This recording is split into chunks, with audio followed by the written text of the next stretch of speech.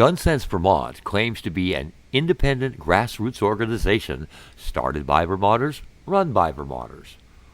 They claim that they're not anti-gun, yet their words and photos of their events prove otherwise. They claim to want common sense legislation to keep guns out of the wrong hands. Whose hands? The hands of the good and honest people of Vermont. This fledgling group, only founded in early 2013, has deep ties to national organizations, the political elite, professional organizers, and unlimited amounts of funding, and yet they still call themselves grassroots, publicly and in committee hearings at the State House.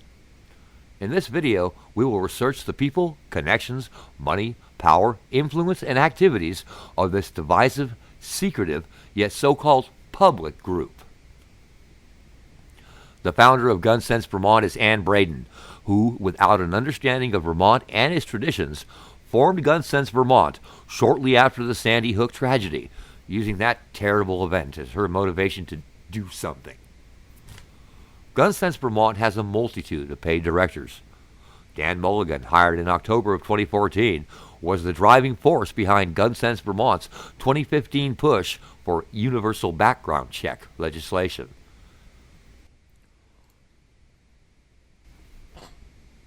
Dan studied criminal justice in New York and has a professional skill set that encompasses 30 political communication projects, political campaigns across New England and New York, multiple efforts of grassroots organizing, general politics projects, political consulting gigs, community organization projects, and much more, including being the state director for President Obama's 2012 presidential race in New England.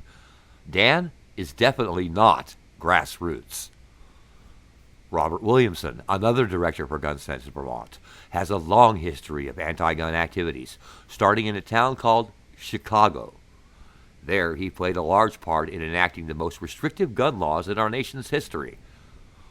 When he first moved to Vermont, he was a board member of the New England Coalition to Prevent Gun Violence, which was a division of handgun control and now part of the Brady campaign to stop gun violence, and was holding his own forums on how dangerous Vermont was because of our lax gun laws. According to his USA Today article, Bob vowed to begin his anti-gun campaign in 1988. The laws he helped enact in Chicago during the 80s and 90s have left a permanent scar on Chicago, as murder by firearm in gun-free Chicago has risen from an average of 62% in 1969 to the highest point ever of 88% as of November 2015. Almost all murders in Chicago are now by firearms. The laws they enacted to assure that law-abiding citizens do not have firearms now assure that only the criminals have guns. Bob is definitely not grassroots. There are at least 4 other directors for Gun Sense Vermont: Melissa Weinstein, Alyssa Bonte, Kathleen Shepard, and Paul Regan. Veteran lobbyist Michael Sirotkin, now a Vermont State Senator, resigned from Sirotkin and Necrasson, the influential lobbying firm he co-founded in 1998, and sold his ownership stake to longtime partner Adam Necrasson. Michael Sirotkin and Melinda Moulton posed here at the secret Gun Sense meeting in 2014. Melinda is the CEO and redeveloper at Main Street Landing. These folks are definitely not grassroots. This gentleman is Adam Necrasson, president of Gun Sense's lobbying firm, the most expensive in the state.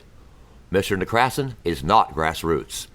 Rebecca Ramos, former secretary for Senator Campbell, has been hired by the Necrasson Group lobbying firm. Here she poses with Senator Zuckerman. Rebecca is not grassroots. Representative Linda Waite Simpson, Michael Yantachka, Representative Mary Sullivan, Virginia Ginny Lyons have all met behind locked doors to see how far they can bend the laws.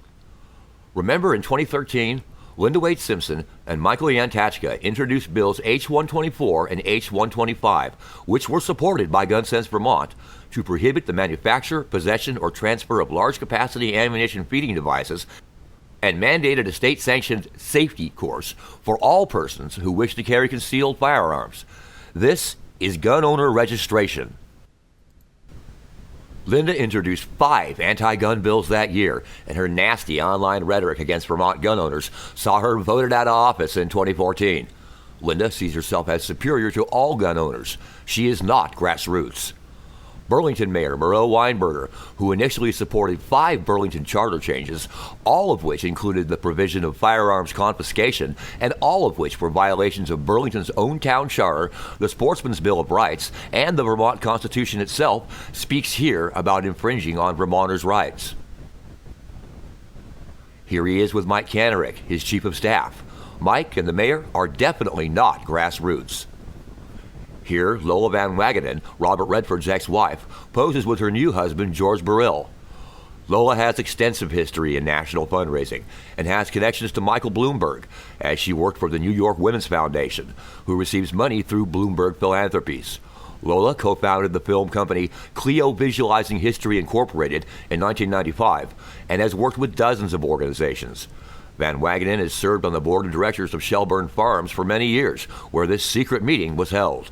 Lola is not grassroots. Orly Adden is the executive director of the Vermont International Film Foundation, managing director of Footage Farm, an archival footage collection company. She co-founded a film company called Halo Productions, and she's also taught documentary film history and theory in universities in England and at Burlington College. Orly is definitely not grassroots. As you can see, the leadership of Gun Sense Vermont is not made of the working people of Vermont. It is made up of the elite members of Vermont society that feel that they are superior to the people they supposedly represent. Ann Braden repeatedly says that she and her organization are not anti-gun. Yet as you can see, Ann and family went to Washington to push for the new assault weapons ban. Here is Ann with her Burlington Sandy Hook vigil. Large banners stating proudly, "Ban assault weapons," are in full display. More importantly are the words used by Ann herself to title the photo page. Burlington, Vermont Anti-Gun Vigil, April 13th. In Montpelier at a press conference, Gun Sense supporters held a sign for magazine restrictions. Newspaper articles list their demands from universal background checks, that's registration, tougher gun trafficking laws, mandated so-called safe storage, release of private information to government agencies, magazine bans, expansion of federal law over state law. In Burlington, Gun Sense backed all of the original charter changes, including an assault weapons ban and magazine restriction, concealed weapons permit, firearms ban on liquor licensee property, every one of which had a confiscation clause without due process. Here's an example that shows Gun Sense Vermont knows exactly what they want and are lying publicly to cover it. This post from 2014 shows that Gun Sense is explaining that the current limited background check system does not require a registry, and then immediately explains that under universal background checks, enforcement will be performed by verifying that the original purchaser successfully completed a registered transfer to the new owner. The first year that Gun Sense Vermont was in existence, it wasn't about universal background checks. It was about everything they could get. In 2013, 16 anti-gun bills were proposed in Montpelier, all of which Gun Sense supported. In 2015, there were 8 more, all of which Gun Sense supported. That is a total of 24 anti-gun bills since Gun Sense Vermont took center stage in Vermont politics 2 years ago. And it shows they'll be back year after year, spending hundreds of thousands of dollars yearly until we have no firearms left to target shoot, hunt, or defend our families. Gun Sense gets the bulk of what they call facts from Bloomberg-approved sites, like Every Town for Gun Safety, formerly Mayors Against Illegal Guns, the Law Center to Prevent Gun Violence, and the Violence Policy Center, all of which are radically anti-gun. When Gun Sense does use unbiased statistics, such as from the FBI, they carefully select the reports that omit the data that is counter to their goal.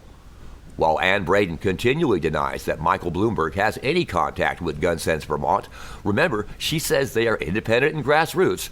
Michael Bloomberg's own website, Bloomberg View, explicitly states that Michael Bloomberg, the founder and majority owner of Bloomberg LP, the parent of Bloomberg News, has aided Gun Sense Vermont. And there you have it. Ann Braden lies about her goals, her support, her membership, their guidance, their money, and most importantly, her statistics. Gun Sense Vermont has repeatedly been proven to not be run by local individuals, but a well-funded, organized, connected, and by their focused out-of-state anti-gun handlers. Gun Sense Vermont is not grassroots. It is AstroTurf. Gun Sense Vermont should not be demanding any gun policy in Vermont.